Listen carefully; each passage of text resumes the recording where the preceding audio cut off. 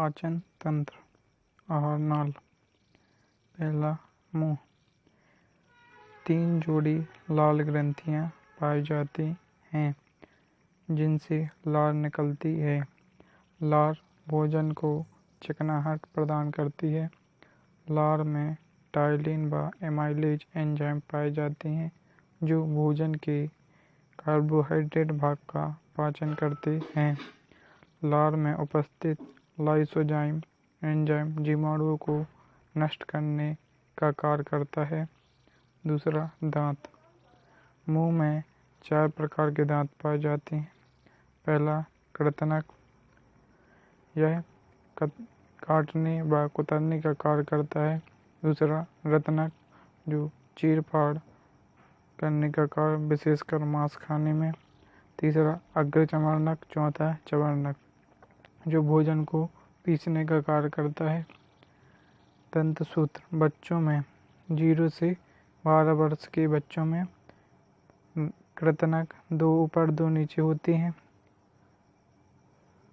C 1 और molar मतलब चर्वणक 2 कुल 20 दांत होते हैं बच्चों पर 0 से 12 वर्ष की उम्र तक।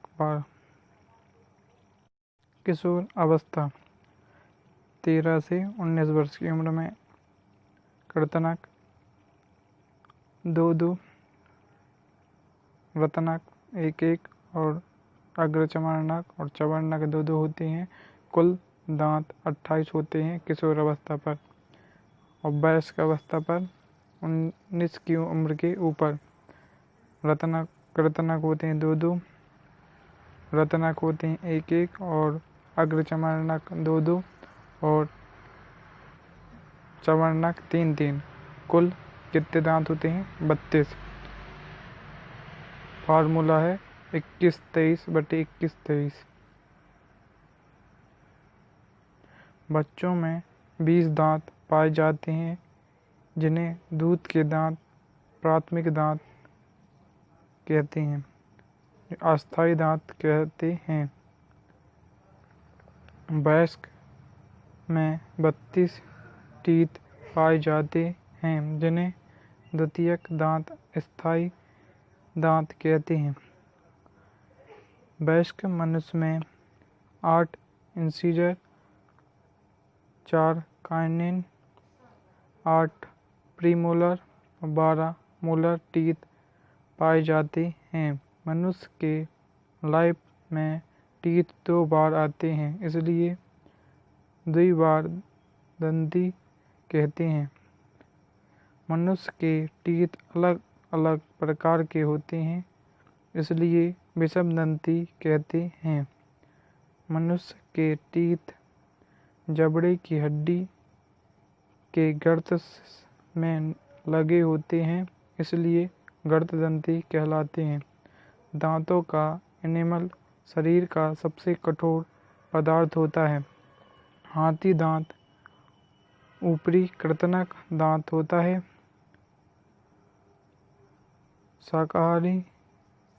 शाकाहारियों में रत्नक दांत अनुपस्थित होता है।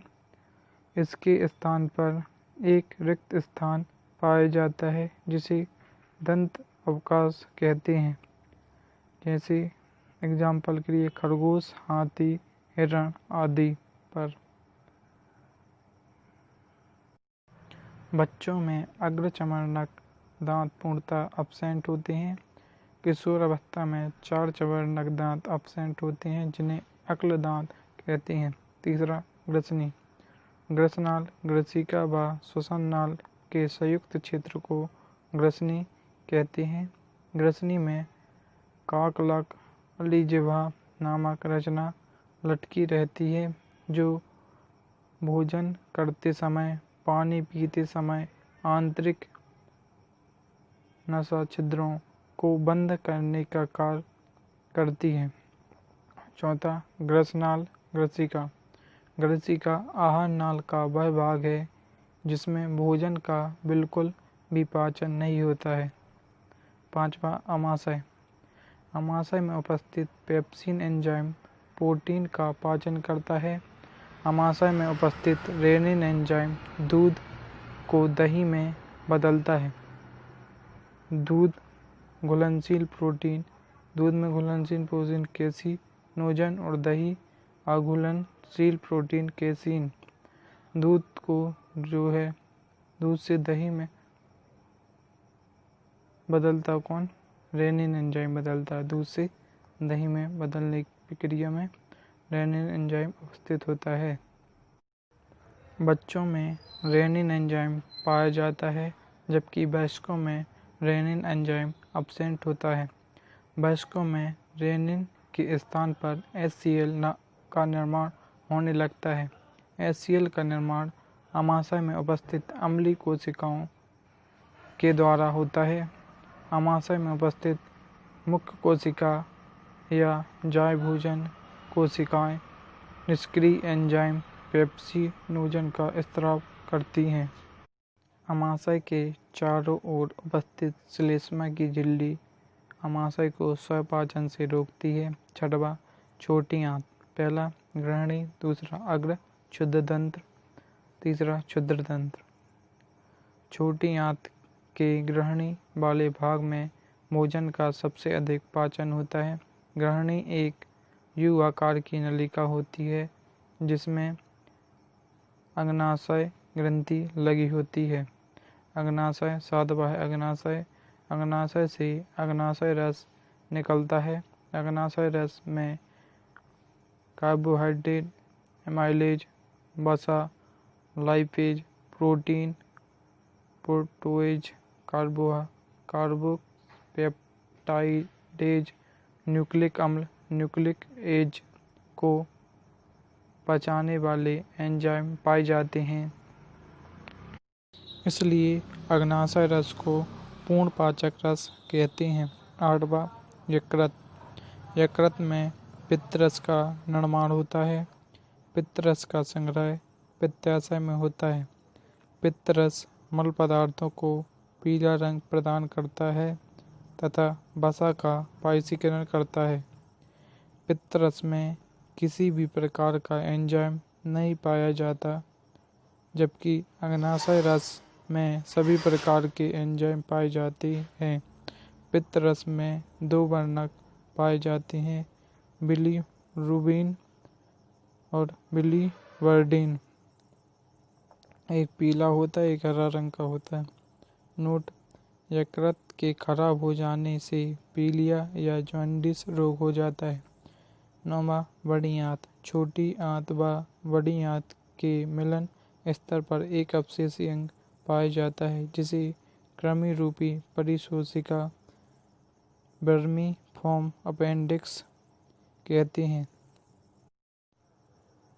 बड़ी आंत में जल व औषधि का अवशोषण होता है।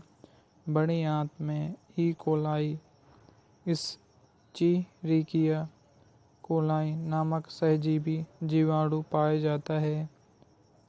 पाचित भोजन मलाशय में इकट्ठा होता रहता है तथा अंत में गुर्दा द्वारा विसर्जित कर दिया जाता है। भोजन का पाचित रूप मुंह में बोलस, आमाशय में कायम, ग्रहणी में कायल। छोटी आंत की लंबाई बड़ी आंत से अधिक होती है। बड़ी आंत की मोटाई छोटी आंत से अधिक होती है। नोट: शाकाहारियों के आहार नाल मांसाहारियों की तुलना में अधिक लंबी होती है क्योंकि शाकाहारी भोजन में सेल्यूलोज उपस्थित होता है जिसके पाचन के लिए अधिक लंबे आहार नाल की आवश्यकता होती है। सेल्यूलोज दुनिया में सबसे अधिक मात्रा में पाया जाने वाला पदार्थ है। यह पदार्थों की कोशिका भित्ति में पाया जाता है। खरगोश सेल्यूलोज का पाचन न होने के कारण अपने ही मल पदार्थ को वापस खा जाता है। इस प्रक्रिया को स्वमलभोगिता कहते हैं। जीवित अवस्था में आहार नाल की लंबाई 5 से 6 मीटर होती है। मृत्यु के पश्चात इसकी लंबाई 7 से 8 मीटर हो जाती है। पाचित भोजन में इसके टाल इंडोल क्रिसाल नामक रसायनों के बन जाने के कारण मल पदार्थ से बदबू आती है। आहार नाल को शरीर की जैव रासायनिक प्रयोगशाला कहते हैं। चित्र में यह इसके सबके भाग का नामांकन किया गया है। मुंह, दांत, पित्ताशय, कक्कल, ग्रहणसनी, ग्रसनाल, ग्रसिका, आमाशय, यकृत, ग्रहणी, अग्नाशय, छोटी आंत, बड़ी आंत, कृमि रूपी परिशोषिका, मलाशय, गुर्दा द्वार।